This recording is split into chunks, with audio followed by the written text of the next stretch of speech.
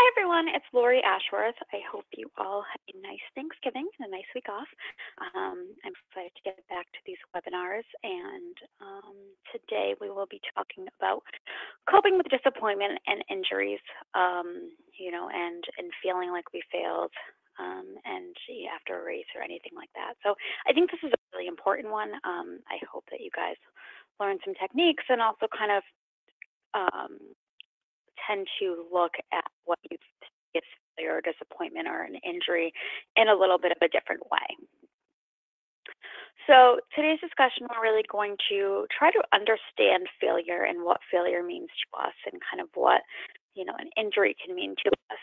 We're going to go over the 5 stages of loss because really kind of a race or an injury really is a sense of loss because we're losing kind of part of our identity and really something that we can do. And then we're really going to talk about kind of what you can do after an injury or a disappointment to kind of move forward. And it might not be exactly what you kind of think. And it's important to know that, 0% of athletes feel like, they did 100% all the time. So kind of everyone goes through these things. Everyone feels in their own certain way that they, have failed in a certain way. So it's really important to remember that of kind of this is really normal. Everybody goes through it, and we really just kind of want to, again, maximize our ability to move forward and really understand it. So again, mental health overview, what causes it? All of these things: life, family, work, sleep, nutrition, social life, schedules, and training. This is a really important mental health topic is disappointment and injuries because it really has a ton to do with kind of your attitude and, how you look at it. So understand failure. So if you want to reach your athletic dreams, you really have to learn how to fail. Again, no person is going to be 100% happy with their athletic ability all the time. And you can't get better as an athlete until you're willing to fail and kind of learning how to fail, because it really gives you valuable feedback. And in many ways, it kind of highlights your weaknesses. And failure kind of provides the answers to this puzzle, really, of, what you need to work on and what you can do. So, a lot of athletes say it's because of those setbacks and failures that they are so successful. And I think that's an important thing to remember when we are talking about this big scope. So what do? You just had a big race, it didn't go as you planned, or, you just had an injury, and that happened and you can't train. What does this mean to you? So kind of looking really deep into yourself and saying, okay, why am I so upset about this? Kind of what is the underlying issue? Is it that I put so much work into this and, I really wanted to do well? Is it, I feel bad that I let down my coach, or I feel bad that, the people that came to see me, might be disappointed in me, even though they probably aren't, or I can guarantee you they're not. Is it, I have an injury and now I don't know what to do with myself because I don't know how to kind of function without the schedule or routine of training and, the outlet of it. So again, determining what these things mean to you is the first thing that you really have to do. And understanding that it's not black and white. So again, I talk so much about this, is we need to live in that gray area. So you go through a race, you don't do as well as you thought you wanted to, you didn't hit, that PR. It's not all good and it's not all bad. And we need to kind of realize that we can't either, successfully complete what we wanted to, or, get that PR and be completely happy with ourselves. And we also can't, fail at that and be miserable. We really have to learn how to live in that gray area. So really realizing that is there's some good and there's some bad that comes out of every situation. So, really thinking about that. The other thing we want to do is really control the controllables. And, we kind of, as athletes, give our whole entire selves to these things. So, we give our entire lives and we sacrifice so much. But we really want to. So some things we can't control.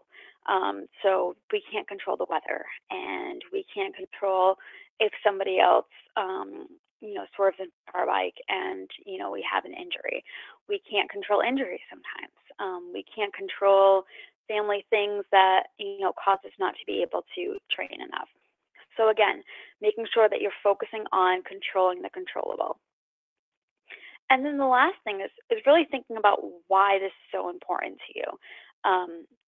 What is the underlying reason? It's kind of like what I said in, when we first got to the slide of what is it that you're really feeling like you failed at, or what is it that you're so upset about the injury for? Is it because you're going to miss out on, all your friendships with your, running club? Or is it because, again, you need that outlet for, therapeutic reasons? So really thinking about that. And a quote that I kind of always say is, it's not about what happens to you, it's about how you choose to deal with it that really matters. The quote I like to say is you can't change people, you can just change your reaction to them. So it's kind of similar in that you need to choose how to move forward and how to deal with it. And we'll talk about a couple of different ways to do that. So again, I really want to highlight that this really is kind of like a loss. If you don't hit that goal or you get injured, kind of, again, you're losing these things. So, we talk about the 5 stages of loss and grief. And you've probably heard these in other areas of your life, but they really, will really apply them to training. So, the first one is really shock, especially when kind of your performance comes as a complete shock. So, you had trained really well and something just happened on race day, and it's kind of a complete shock to you. You never thought that could kind of happen, or you get a flat tire and you're just shocked. So really that's going to be the first stage of kind of mourning that loss. The second one is really denial of not believing what just happened. And this is, in sports, this is kind of the shortest stage, so this stage doesn't really last as long as in other situations in life, and more because, there's an actual kind of time, or there's actual points in a sports game. So it's really, there's really precise numbers that show whether we, in our minds, kind of failed or succeeded. So, this doesn't usually happen for too long, but, it's definitely something that people really have to go through. So denial of, I can't believe that just happened, or maybe it was a bad dream, or whatever it might be. Then on to, after the denial phase, of fear or anger. And this can be fear and anger towards ourselves. I didn't train enough, or what could I have done? But it also a lot of times is kind of people use scapegoats and other reasons for their loss, in saying, I can't believe my coach didn't have me do A, B, or C. I can't believe that, that person, again, swerved in front of my bike. A lot of people kind of use scapegoats in this stage of loss, because a lot of times it's easier than really blaming ourselves. And some people are going to blame themselves and some people are going to blame others. But the majority of people in this phase of anger really will try to kind of scapegoat it to other people. The next stage is going to be that depression stage. And this is, if you don't have anything else to train for, or that depression of an injury, you're going to go through this. And really kind of a lot of people, even if they, succeed in their, race or in their goal, a lot of people have this depression anyways, because your whole entire life has been, 4 months of training for this marathon or 4 months of training for this Ironman, and then it's kind of all over, and, you lose that identity. The next stage is really kind of understanding and acceptance. So really examining your performance, kind of putting the pieces together. Like I said, failure is kind of that puzzle piece, and really accepting that it did happen. And it's important to note that, accepting this isn't about being satisfied with the poor performance. So it's not saying like, okay, like I'm happy with it. It's really just, it happened, and I'm going to accept that, and I'm going to move on with my life. So there's nothing further that I can do. This happened. And a lot of times once this, acceptance does happen, there's a feeling of kind of disappointment. And this disappointment is different than kind of depression of, disappointment's really a feeling of the past. So you're disappointed in yourself for something that happened. So you can't really control the outcome no matter what anybody does. So it's really important to really understand that it's okay to be disappointed. And that doesn't mean that you haven't accepted it. So those are kind of two different things. Oops. Didn't mean to kind of put that on the slide. And in all of these stages of loss, it's important to remember that you don't want to go through all of these too quickly, and that everybody kind of goes through it in different ways and in different time periods. And there's really no right or wrong way to go through these. Again, some people are going to be in that denial phase for longer, or some people are going to be in that depressive phase for longer. But if you kind of notice these phases and you really kind of work towards the acceptance, then it can be a little bit easier, and kind of you can move on a little bit easier.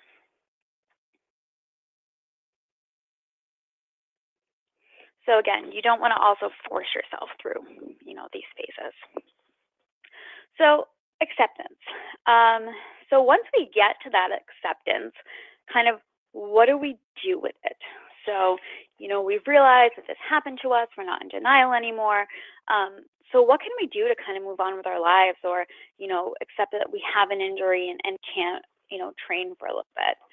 So, the best thing that we can do before all of this does happen is really kind of create a balance in our lives, like I talked about a couple, webinars back, so that kind of when this happens and when we do have the acceptance, we can bounce back a little bit easier. So if you have, different networks set up, and if you have kind of different therapeutic outlets set up, all of these phases and all of, what I'm going to talk about moving forward is going to be a little bit easier for you. So again, acceptance. Be upset in the moment. So, it's really okay to tell yourself, like, this sucks. Like, I trained for so long for this, and this is awful. I'm really upset. I have an injury. I can't move. I can't train. Like, this really isn't great. You don't have to walk around with rainbows and butterflies and say, like, I have an injury, but it's okay.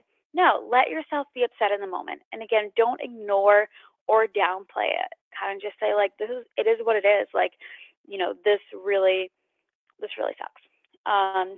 And really kind of leveraging your support networks during this point. The first thing that a lot of people do is kind of withdraw. And we kind of want to make sure that we have our support networks and we have people around us that, can get us through this disappointing time in our life, or get us through this injury and help us. So again, once you kind of are upset in the moment, kind of don't dwell about it. So giving yourself a time limit to deal with the emotions. So saying to yourself, okay, like, I'm going to be really upset about this for 48 hours or 24 hours. And then after that, like, I'm going to hold a pity party for myself. And after those 24 or 48 hours, like, I'm done. I've accepted it. I've been upset about it, but then I'm not going to dwell on it. I'm going to move forward, and really recognizing that you can't support you can't change the past. And I think that's really kind of something that a lot of people go back to and kind of say, like, well, if I had just done this 45 seconds, if I had just not stopped at that water station, or if I had just done this, again, kind of, we can't change the past, and telling yourself that. And a lot of times too, I've talked about, our brain internalizes things that we say out loud. So even telling yourself this, like, I can't change the past, I'm upset about this, but I can't change the past, out loud can really help you.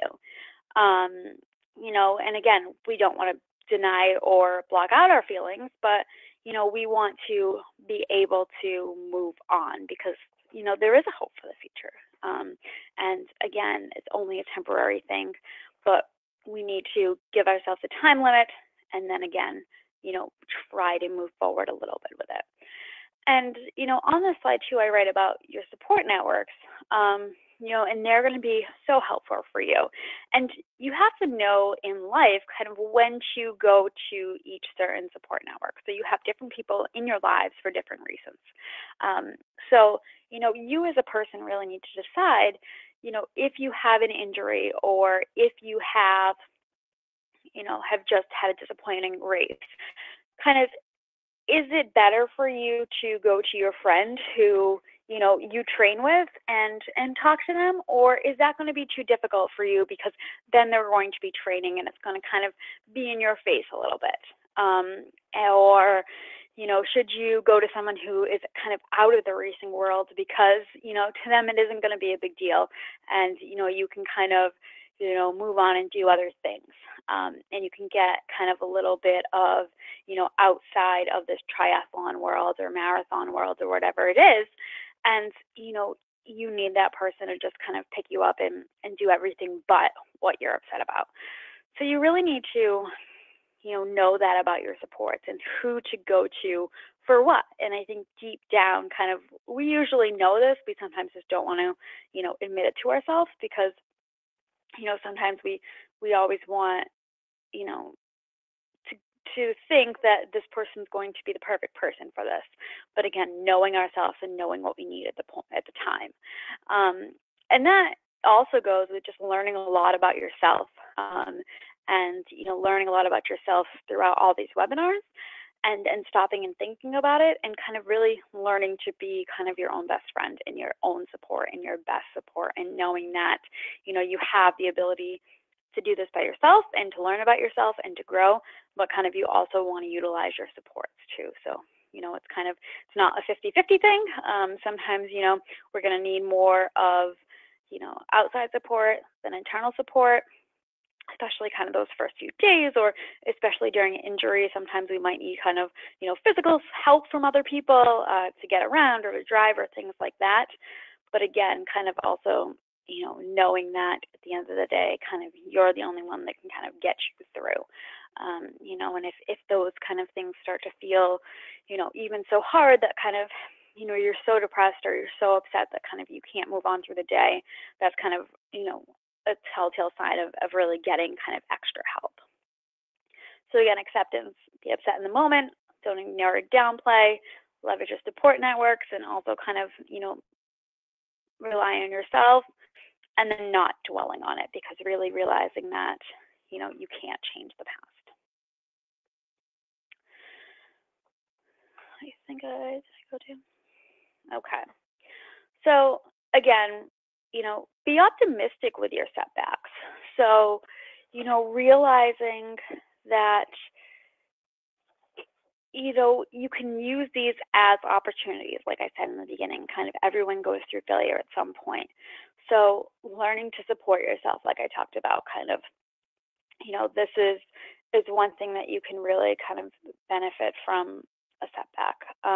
Learn from them training-wise. So learn what you might need to work on a little bit more in your next race, or learn that maybe you need to kind of step up your mental game, or maybe you did something the night before that kind of you shouldn't have done, or whatever it might be. So again, learning to, move forward training wise. Using them as really extra motivation. So saying, this happened to me, but, now that I know this and now that I can learn from it, you know, training wise, then I can come back even stronger. And, every time that, all of my next training rides and all of, my next runs, they're going to be even better because I now know this about myself. And, now that I did have that failure, kind of that success is going to, just be so much better.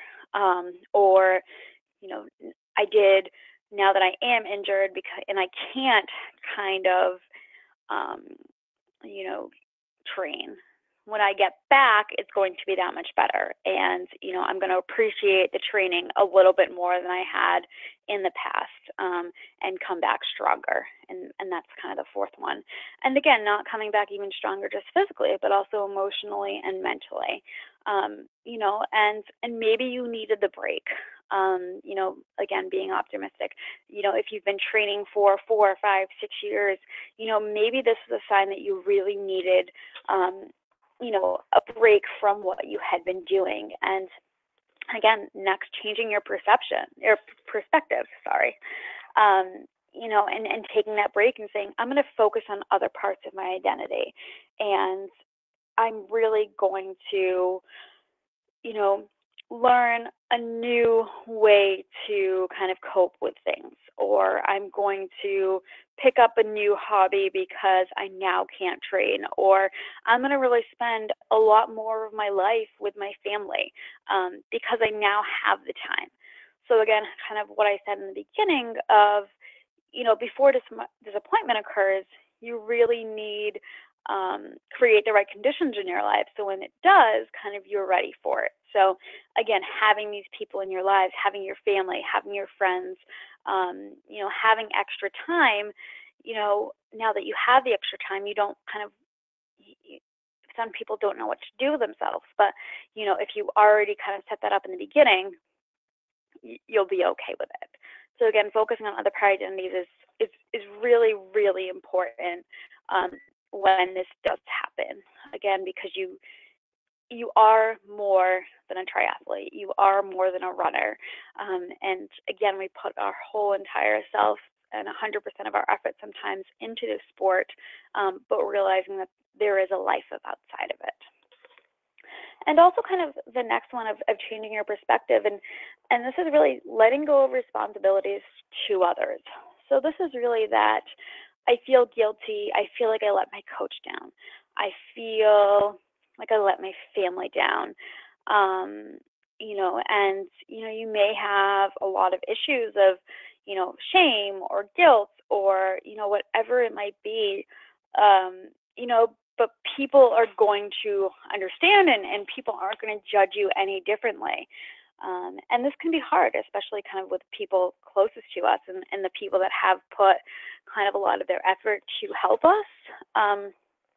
But again, kind of, people just want to be there for us, and, people want to support us in whatever way that they can, and kind of whatever way that you let them. And I think it's also really important, especially people sometimes running for charities, and, racing for charities, and when they're raising money for these charities, and, if they don't, do well, or kind of they are disappointed with themselves and saying, well, now all the people that donated to me kind of, are going to all know I failed, or I put myself out there on social media and now people are going to do it. And again, it's important to remember that kind of those people that donated to you, they were doing it to support you and to support the cause that you're, donating for, or you're raising money for.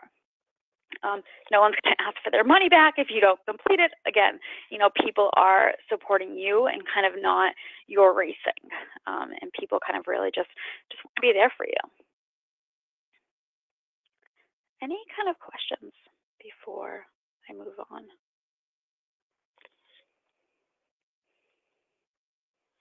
Has anyone had kind of any disappointment or injuries and kind of couldn't get out of that funk, or, couldn't really identify with doing these things at that point?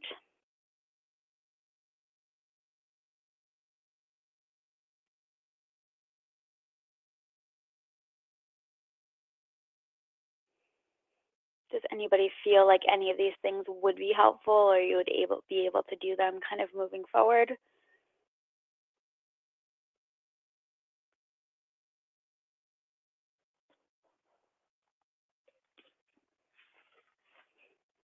Anybody? All right. So now that we have, accepted this, we've given ourselves time, we've picked ourselves back up, we've learned from them, we've changed our perspective and kind of focusing on other things. Kind of now it's really time to kind of move forward. So setting future objectives and goals. And rewriting the story. This is just a chapter in your book. This isn't the entire book. This one race, there's always going to be more races. There's always going to be more opportunities after an injury, and really reminding yourself that, again, this is just one point in time. This is just a chapter in your book, in your life, or in your, sports, athletic career. So setting new goals, related or not. Again, maybe from this disappointment or maybe from this injury, you realize that, this might not be for you anymore, and kind of you want to set new goals that aren't even related to kind of triathlons or running.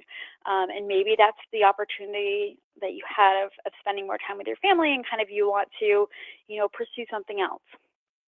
Or maybe kind of, again, you have extra motivation to get back, on your bike or running or in the pool and kind of work harder.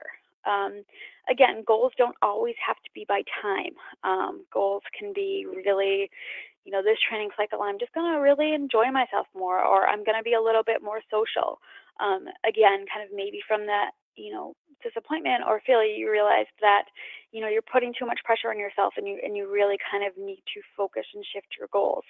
And a lot of times, once we take that pressure off of us, kind of, it's amazing how those goals are a little bit easier.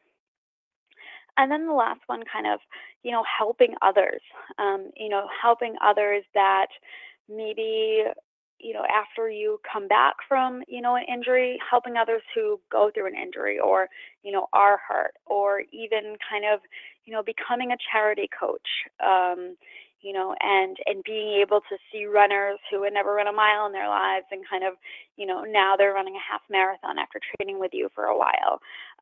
Again, helping others is an awesome way to get out of funks, and it's an awesome way to kind of come back from a disappointment or an injury. And again, getting back to there, or, maybe it entails kind of volunteering for races while you are injured, just to be in the world. So again, kind of moving forward, helping others, setting new goals, and rewriting your story. And I think it's also important to kind of really be open to coaches and people around you as to kind of what this disappointment or failure or injury kind of did to you mentally. So, you get hurt, maybe you take 2 or 3 months off, kind of you're coming back, you sit down with your coach, and he comes up with a plan, and kind of, you really want to say, okay, physically this is my plan moving forward, but emotionally and mentally too, this is what I also need, and this is what I also want to work on this training cycle. So being really open with, again, the people that help us through our races and our training periods, and letting people know how they can now kind of push you or kind of pull back a little bit, because again, we really want to inform our entire team of how emotionally, physically, and that we are doing. And I think the last important thing on the bottom is, if this disappointment or if this injury is causing severe impact in your everyday life, kind of, you definitely need to get a little bit more help. And it really is showing you that, you do need other therapeutic outlets than just training and just athletics. Because again, at some point, everybody's going to maybe be disappointed, or everyone's going to have an injury, and it can't be your entire identity. It can't be the only way that you have an outlet therapeutically. So, maybe you start doing, meditation, or again, maybe it's socially getting out a little bit more. But again, realizing that, there is other things out there. And if this disappointment or injury is causing that severe impact, you definitely need to get a little bit more help and work one-on-one with somebody. And again, that's sometimes very difficult for people, but it really is something that you need to do. So any questions?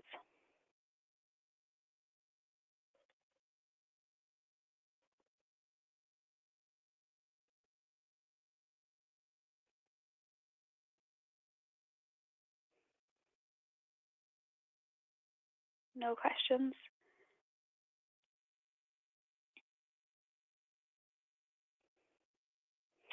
Okay, so again, we're over halfway done with our seminars. Next week we have When Training Becomes an Obsession, and this is a topic that I see all the time with people, and this is probably one of my favorite topics to really talk about with triathletes and runners, because again, people get so invested in their sport, and sometimes, we really need to back off and learn what that means to us, and learn to listen to people around us. Our 7th will be relaxation techniques, and we'll go over, again, some meditation, whatever it is. And, the last thing we'll do is putting it all together. So I did just get a couple questions. Thank you. Injuries are so hard, very helpful. They are really difficult. After an injury or poor race, I tend to overcompensate and book more races for the following season. Again, this is probably a little bit of, your denial of what just happened and you wanting to move forward, really quickly and not kind of go through those stages, and really kind of giving yourself maybe that week or that time limit before you do book the more races, and kind of just saying, okay, the races aren't going to fill up in the next week. Let's just take this week. Let's kind of think about what just happened. And then, when I have a clear head, when I have gone through all the stages of kind of loss, and when I have kind of moved forward, then I can confidently kind of sign up for these races and make a plan and make goals in the future. And again, this is, something that a lot of people have goals and they really want to, succeed at them. And I'm not saying that, that's a bad thing to sign up for more races for the following season, because I think that's great motivation. But again, asking yourself, like you're saying right now, that you overcompensate. So, saying to yourself, if this does happen again, I'm just going to give it a week. I'm just going to give it 2 weeks, and then I'm going to kind of refocus and, again, ask myself deep down, you usually always know. And race entries open so soon, so you have to book super early, otherwise you miss out. Yes, so, definitely this is, something that does happen for a lot of races, but again, if it's not going to happen in that week, again, just giving yourself a little bit of time and, really knowing yourself and knowing that you are overcompensating. So, rechecking yourself and, working with people closely in your life to also ask them kind of, to check ourselves as well. I think we can learn a lot from other people in our lives when these things do happen, and when they see us struggling.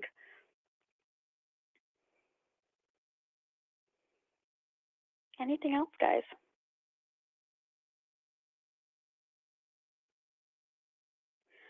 Okay, well, thank you so much. I will be back next week. Please email me with any other questions or comments. Again, I know sometimes it's difficult to, come up with the questions on hand or to put yourself out there on, public forums, but please email me. I've gotten some questions in the past, and I've really enjoyed kind of getting to know you guys and kind of working a little bit further with you guys in those emails. So thank you so much.